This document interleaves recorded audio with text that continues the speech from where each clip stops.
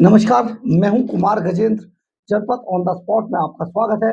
हमारे एक दूसरे social media platform podcast with Kumar Gajendra में भी आपका स्वागत है, जहां आप हमें सुन सकते हैं। बहुत बड़ी खबर दिल्ली के लिहाज से है।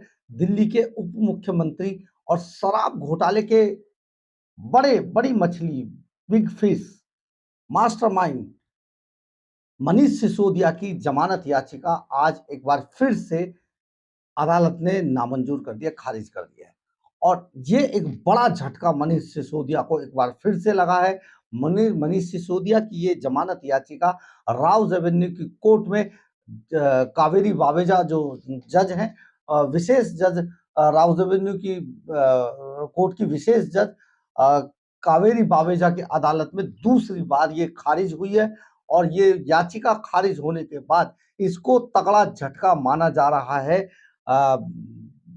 कानूनी रूप से मनीष सिसोदिया के लिए। और मनीष सिसोदिया ऐसे में उनके पास बहुत सारी चीजें अभी बची नहीं है, क्योंकि अदालत लगातार उनके ऊपर बहुत सख्त टिप्पणी करती रही है।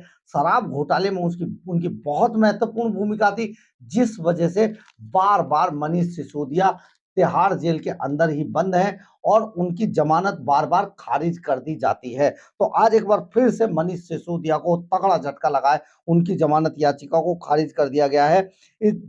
और इससे पहले मनीष सिसोदिया ने विशेष अदालत में दूसरी जमानत याचिका दाखिल की थी और विशेष जज कावेरी बावेजा ने दोनों पक्षों की दलीलों पर गौर करने के बाद मनीष सिसोदिया की ये दूसरी जमानत याचिका भी खारिज कर दी है। सिसोदिया की तरफ से अब कहा जा रहा है, जो उनका पक्ष है उनकी तरफ से कहा जा रहा है कि अब वो इस बात को, इस फैसले को हाई कोर्ट के अंदर चुनौती देंगे। यानी कि अब मनीष सिसोदिया एक बार फिर से हाई कोर्ट में जाएंगे अपनी जमानत को लेकर, क्योंकि उनकी ये जमानत विशेष अदालत ने खारिज कर दिया।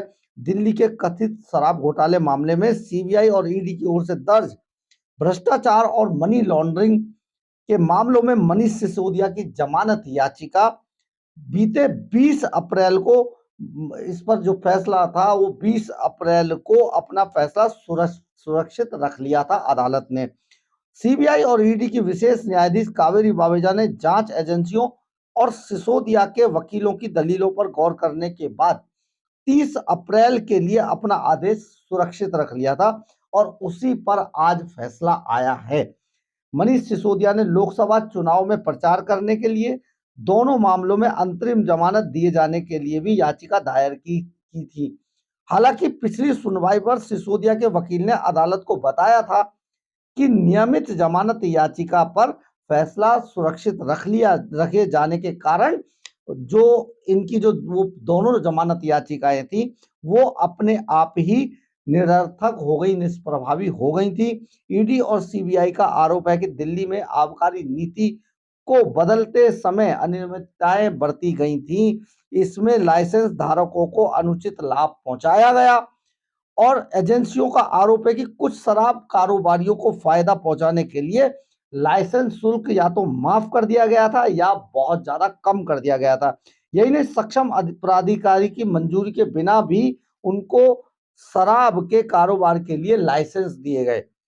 इससे पहले विशेष न्यायाधीश कावेरी बावेजा की अदालत ने मनीष सिसोदिया, विजय नायर एवं अन्य की न्यायिक हिरासत 8 मई तक के लिए बढ़ा दी थी।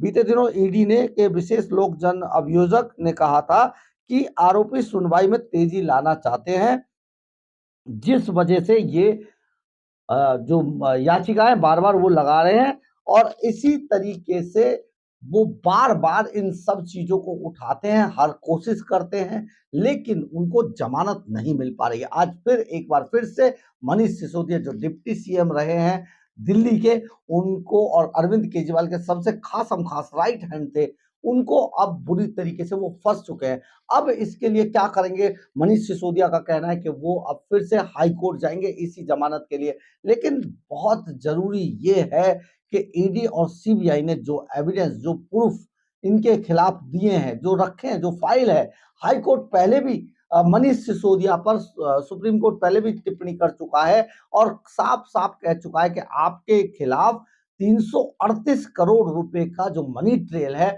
उसको झुटलाया नहीं जा सकता। वो कोई फर्जी आरोप नहीं है। और मनीष सिसोदिया के बारे में कहा जा चुका है कि मनीष सिसोदिया बहुत प्रभावी आदमी है, डिप्टी सीएम था, सबसे ज्यादा मंत्रालय इसके पास थे और इसलिए ये बाहर निकलते ही सारे सबूतों और गवाहों को डिस्ट्रॉय करने की कोशिश करेगा, प्रभावित करने की कोशिश करेगा। इस वजह से इनको जमानत नहीं दी जा सकती है। लेकिन क्योंकि देखिए अभी अरविंद केजरीवाल मुख्यमंत्री बने हुए हैं और केजरीवाल के ये सब कैबिनेट या तो कैबिनेट के लोग थे या पुराने साथी थे, इसलिए लगातार ये इनके जो फैसले हैं, इनके जो केस जो लड़े जा रहे हैं, वो सरकारी खजाने के पैसे से इनके मुकदमे लड़े जा रहे हैं। इनके ये जो वकील खड़े वो दिल्ली सरकार के पैनल के खड़े।